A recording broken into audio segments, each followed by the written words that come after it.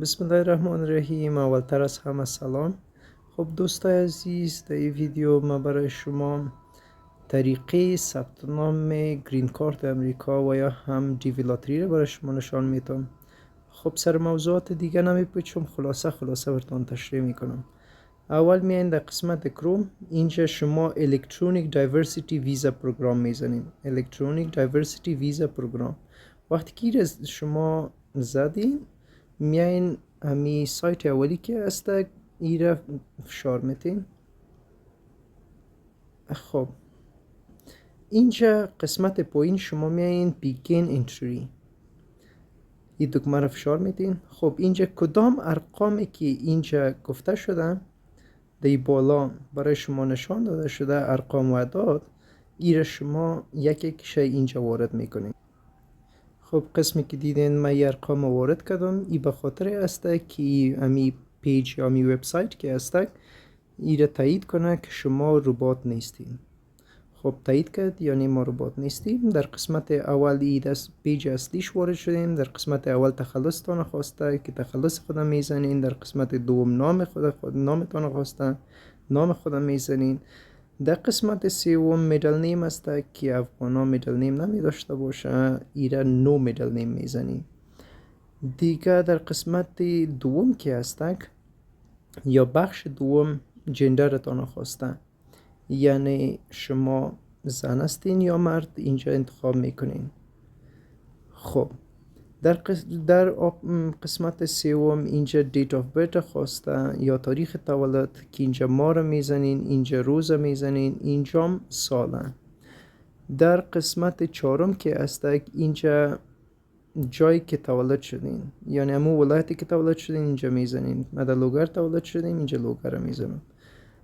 خب در قسمت پنجم همون مملکتی که تولد شدین اینجا وارد میکنین. قسمت ششمش به خاطر است که اگر جای دیگه که زندگی میکنین اینجا میتونین که یعنی من خارج از افغانستان زندگی میکنم، اگر من یعنی مثلا تایید شدم، باز خود به خود همون ویزا یا همون گرین کارت مرا در مملکت دیگر روان میکنه که اینجا باز مملکت دیگره. خب بهتری است که شما همیشه یس بزنین، یعنی ما میخوایم از افغانستان بگیرم، تو چانستان بیشتر میشه.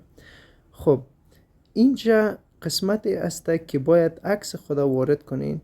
اینجا از طریق میدیا پیکر یک عکس که مشخصاتش باید 600x600 باشه، اینجا شما عکس خدا وارد میکنین که بهتر است که می عکس در عکاسیا بگیرین و بهتر است برش یادآور شوین که ما میخوایم در گرین کارت امریکا اپلای کنم. خب بر ما عکس 600x600 بگیرین. خب در قسمت هشتم اول گزینه اولش، آپشن اولش آپشنال است، ایره ما یعنی اختیاری است، دلتان پر میکنین، یعنی خویره ما پر نمیکنم. میایم سر آپشن دومش. در آپشن دوم اینجا شما تنها جایی که زندگی میکنین او را میزنین، یعنی من مکریان زندگی میکنم، ایره ترد مکریان میزنم. در آپشن دوم هم اختیاری است که اینجا یعنی آدرس دومی تان خواسته که او اختیاری است، نزنین، بهتر است. در چهارمش شما میایین جای سیتی اور تاون خواسته، یعنی امو ولایتی که شما زندگی میکنین، یعنی کابل ما زندگی میکنم، کابل هم میزنم. در قسمت چهارم که هست اول شما چی رو میزنین؟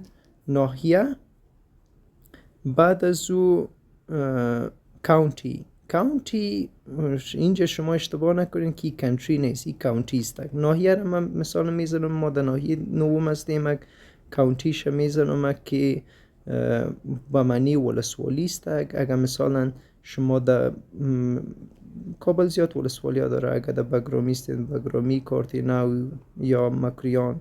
خب اینجا من چی میکنم؟ ترد مکریان میزنم و همچنان در قسمت پروینس که است اینجا کابل هم میزنیم. دیگه استیت افغانستان ایالت ها ندارد، به جایش همون ولایت هاست. ولایت وطن ها میزنم، از استیتش یعنی استیتش هم میزنیم. میاییم پوستال کود. اگر مثلا ساحتان پوستال کود نمی داشته باشه میگه نو پوستال کود. خب کابل خودش پوستال کود داره، پوستال کودهایش متفاوت است که اینجا من 1001 انتخاب میکنم. بهتر از شما در گوگل خودتان سرچ کنین کابل پوستال کود بکشین، هر جایی که براتون نزدیک بود اونمو پوستال کود انتخاب کنین. خب از کابل 1001 می باشه. دیگه امو مملکتی که شما زندگی میکنین افغانستان هستن. مملکتی که فعلا زندگی میکنین اون اینجا باید وارد کنین که هم افغانستان هستن. این بالا مملکتی که بود که برایتان میلینگ میشده، ولی پایین مملکتی هست که فعلا زندگی میکنین. اگر در ایران زندگی میکنین ایران رو بزنین، اگر نه افغانستان یا کشورهای دیگه. خب بهتر است همون افغانستان رو بزنین. اگر دیگه کشورها هم زندگی میکنین بازم افغانستان بهترین گزینه است، چانستان بیشتر میباشه. دیگه اینجا شما میتونین ایمیل های خود بزنین. در قسمت دوم کانفرمیشن ایمیلتان است که باز هم امو ایمیلی که استفاده میکنین هر دو ایمیل باید یکی باشه. خب در این قسمت شما شماره موبایلتان رو میزنین که هم اختیاری است، اگر میزنین دلتان، اگر نمیزنین مشکل نیست. خب میاییم در بخش 12. در بخش 12 هم که است یعنی چقدر که شما تحصیل کردین اینجا باید بگوین. اگر مثلا شما 12 را خلاص کردین و سندش دارین، های اسکول دیگری را بگوین. اگر مثلا پانتون خلاص کردین یونیورسیتی دیگری را بگوین. دیگه اگر دکترا را خلاص کردین دکترا دیگری را بگوین. خب اگر های اسکول هستین و دیگری ندارین هیچ مشکل نیستگی، نمی بگوین که من دیگری هیچ ندارم، یعنی بیخی من حتی اگر در پرایمری سکول هستین یعنی نو در مکتب هستین ایره میتونین وارد کنین. خب مهم است که یک شب بزنین. خب بهتر است که های اسکول نو دیگری رو بزنین، یعنی در مکتب هستم ولی دیگری چیزات و فعلا ندارم. خب این مهم نیست. خب بازم یکی از گزینه ها رو انتخاب کنین. خب من چون های اسکول دیگری رو من دارم، یعنی از مکتب من سندش دارم و فعلا در پانتون هستم. خب مکتب سند یعنی من دارم او رو من میزنم.